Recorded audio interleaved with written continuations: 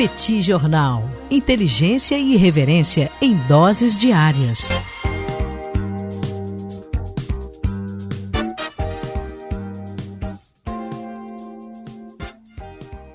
Olá, gente. Bem-vindos, bem-vindas ao Petit Jornal. Esse é o Petit Invest número 86. Estamos gravando numa live no YouTube do Petit Jornal.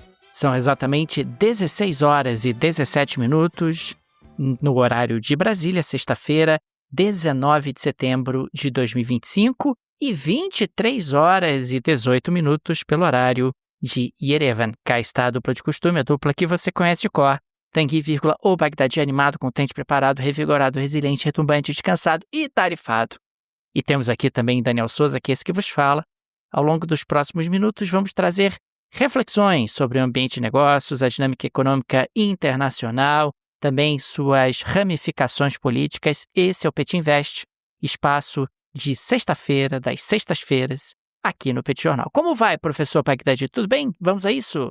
Tudo bem, Daniel Souza? Vamos lá para esse último episódio da semana, Petit Invest número 86. Deixo aqui as boas-vindas a todo mundo que acompanha a gente aqui nessa live no YouTube. Sejam muito bem-vindos. E todo mundo que acompanha a gente também pelo podcast, em qualquer plataforma que seja. Uma honra ter vocês aqui com a gente nesse episódio, Daniel, que é um oferecimento da Insider Store.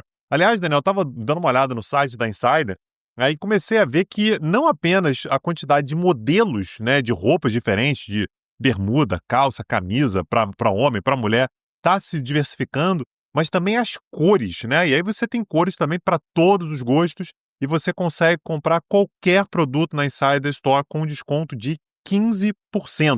Esse desconto, inclusive, ele acumula com os descontos que já estão no site. Aliás, o mês de setembro agora é o mês do consumidor, então já tem alguns descontos que estão lá.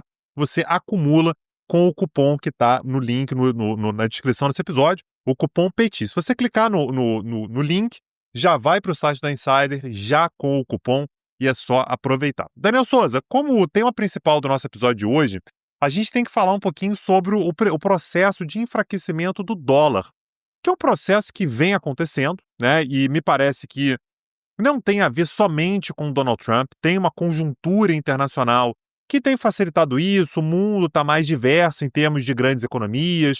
A gente tem a China, a gente tem a Índia, a gente tem os BRICS, né? Enfim, que também tem um papel importante na economia internacional.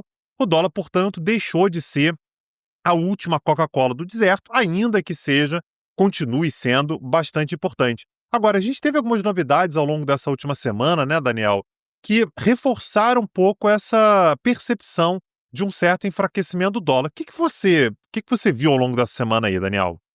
Tanguy, nessa semana nós tivemos uma decisão do Fed que reduziu a taxa de juros em 0,25% ao ano, e na prática isso consolidou algo que o mercado já vinha antecipando, que é uma desaceleração da economia americana, tanto no que diz respeito ao crescimento, quanto no que diz respeito à geração de empregos.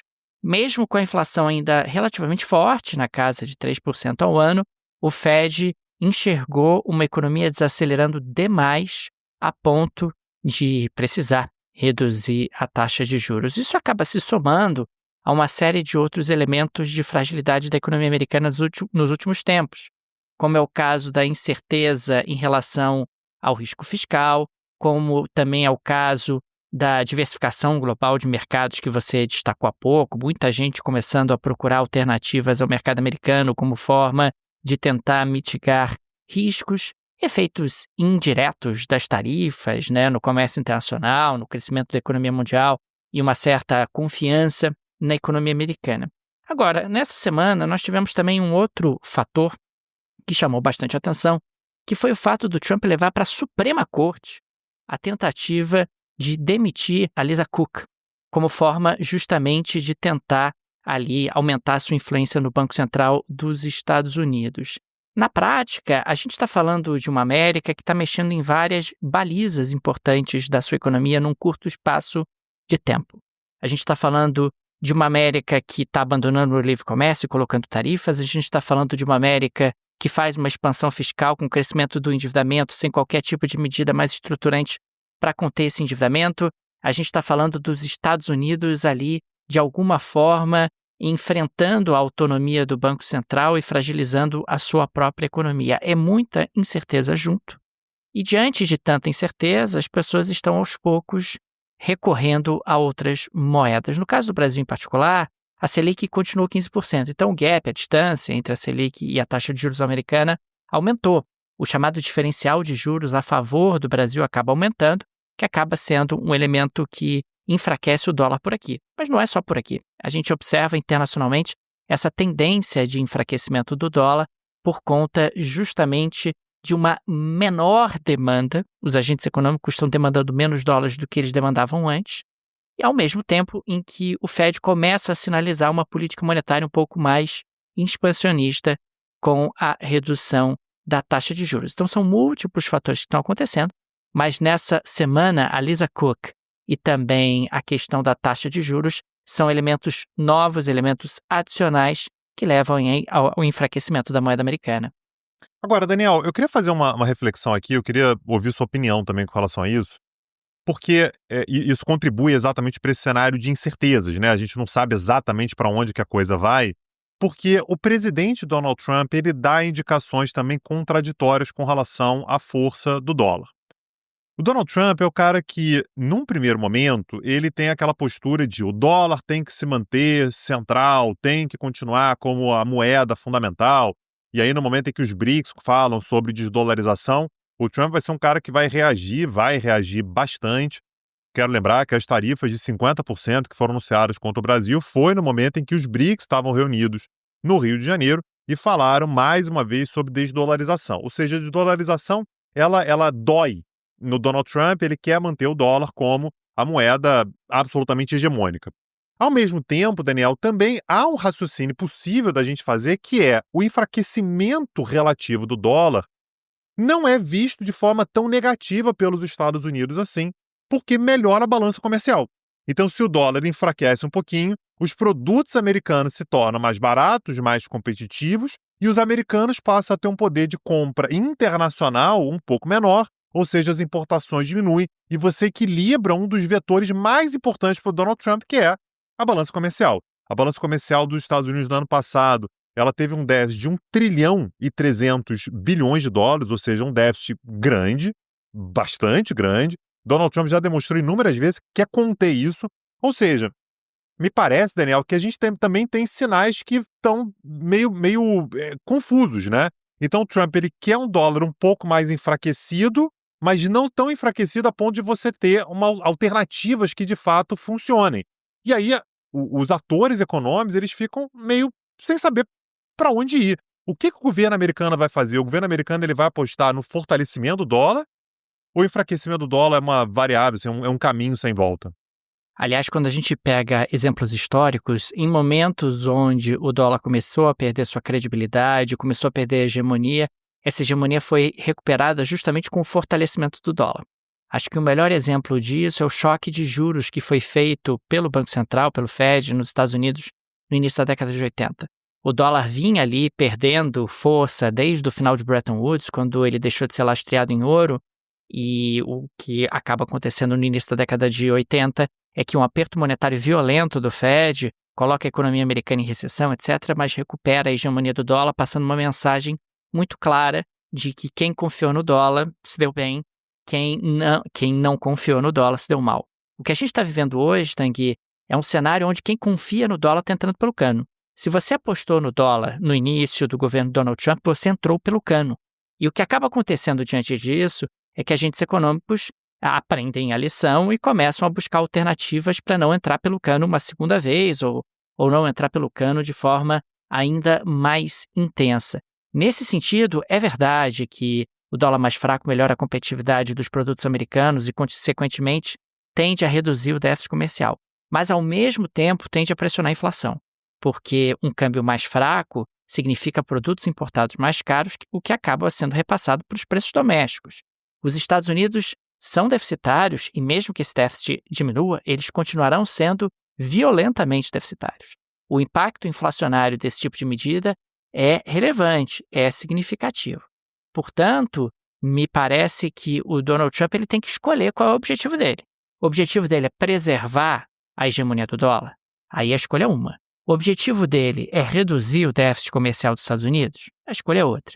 O objetivo dele é baixar a inflação. Aliás, ele prometeu isso na campanha, que ele ia baixar a inflação, que ele ia reduzir o custo particularmente dos alimentos, o que não aconteceu até agora. Aí, se o objetivo é baixar a inflação, você adota uma outra estratégia.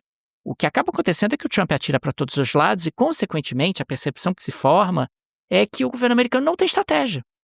Não tem estratégia. Você está querendo ir para onde, afinal? Você quer manter o dólar hegemônico? Ou você quer reduzir o déficit comercial? Ou você quer controlar a inflação? Porque são estratégias distintas para alcançar esses objetivos. Não dá para você alcançar todos esses objetivos ao mesmo tempo, que é o que o Donald Trump promete e diz que está fazendo, quando na prática ele não está perseguindo nenhuma dessas alternativas. Ele não está conseguindo reduzir o déficit comercial de forma substantiva, ele não está recuperando a hegemonia do dólar e ele não está baixando a inflação. E, aliás, para trazer uma contextualização histórica que me parece importante, durante muito tempo os Estados Unidos conviveram com déficits comerciais como parte do jogo. Ah, vai ser deficitário. Vai ser deficitário. A gente vai buscar, assim, a visão americana era, a gente vai buscar vantagens comerciais, econômicas de outras maneiras. Ter déficit comercial, durante muito tempo, para os Estados Unidos não era uma grande dor de cabeça. Os Estados Unidos emitem dólar, os Estados Unidos vão vender seus produtos mundo afora, vão comprar produtos baratos, vão vender muito, vão importar muito, vão ter déficit comercial. E paciência, faz parte, o dólar tem que se manter forte. A questão é que agora, Daniel, a gente tem uma mudança que não é uma mudança completa, né? É uma mudança que vai até o meio do caminho. Quem já foi para a praia sabe que quando você vai até o meio do caminho na onda, você vai tomar um caixote, né?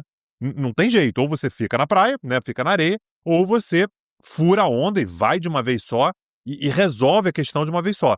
Então, o risco para os Estados Unidos nesse momento é bastante grande e me parece, é isso que eu queria te ouvir também, Daniel, que quando você tem uma incerteza como essa, ninguém sabe exatamente para onde que vai, o dólar já vai perdendo força. O dólar, meio que na inércia, ele está perdendo força porque ninguém sabe se pode confiar no dólar pelos próximos 4 anos, né, para dizer o mínimo.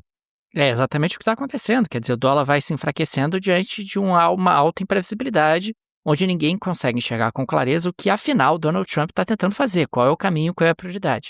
Em economia, você não pode buscar todos os objetivos ao mesmo tempo, até porque muitos desses objetivos acabam sendo contraditórios. Se você quiser alcançar um objetivo, você necessariamente tem que abrir mão de outro. Isso é a aula número 1 de economia. E me parece que o Donald Trump sabe disso, mas politicamente, para ele, parece melhor vender a imagem de que ele está perseguindo todos os objetivos ao mesmo tempo. Durante muito tempo, os americanos foram deficitários comercialmente, é verdade, mas eles também acabavam sendo superavitários nas remessas de lucros que recebiam das empresas americanas no exterior, acabavam sendo superavitários na prestação de uma série de serviços, acabavam sendo superavitários em empréstimos que eram concedidos e que rendiam juros para bancos americanos.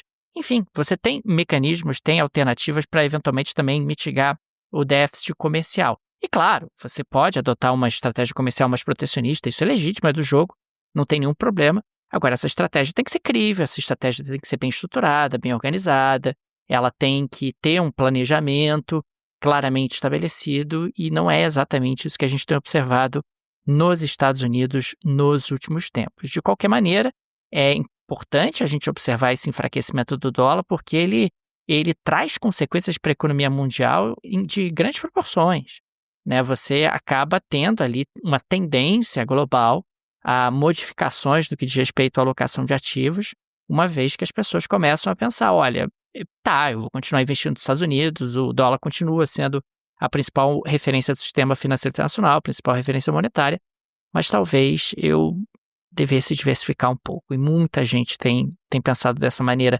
nesse ano de 2025, o que contribui ainda mais para o enfraquecimento da moeda americana. Não, e essa interferência também no Fed, essa insistência deles de demitir a Lisa Cook, né? Isso se isso acontecesse em, sei lá, mais da metade dos países do mundo, você teria a imprensa mundial dizendo, olha lá, mais um indício desse autoritarismo, o presidente querendo interferir em alguma instância que ele não controla. Isso, claro, que demora mais para pegar nos Estados Unidos. Os Estados Unidos tem uma tradição, e aí parece que é apenas um ponto fora da curva, até que deixe de ser apenas um ponto fora da curva, né? No momento isso acontece em várias instâncias, de várias formas diferentes. isso começa a afetar também a credibilidade americana como um todo. A gente vai acompanhar, né, como sempre, aqui no Petit Jornal, para ver os próximos passos, né? O nosso objetivo também é sempre acompanhar o filme, né, Daniel? O Daniel gosta muito de falar que a gente não tem que olhar para a foto, né? Tem que olhar para o filme. Quem quiser saber mais sobre isso, tem curso lá no Petit Cursos, né? Exatamente para a gente explorar isso de forma um pouco mais ampla, petitcursos.com.br. Mas o recado que a gente tinha para hoje era esse, né? Assim, o dólar está passando por um processo de enfraquecimento, nem que seja somente pela inércia. Daniel, esse episódio, é um oferecimento da Insider Store. Tem link na descrição desse episódio com 15% de desconto em toda a loja. Acumula com os descontos que já estão no site, ou seja, uma super oportunidade para você conhecer produtos novos de muita qualidade, produtos tecnológicos. Acessa lá a Insider Store. É isso, Daniel Souza. Segunda-feira não teremos episódio, mas na terça estamos de volta. Um abraço, até a próxima. Valeu. Tchau, tchau. Petit Jornal. Inteligência e irreverência em doses diárias. Acesse www.petitjornal.com.br.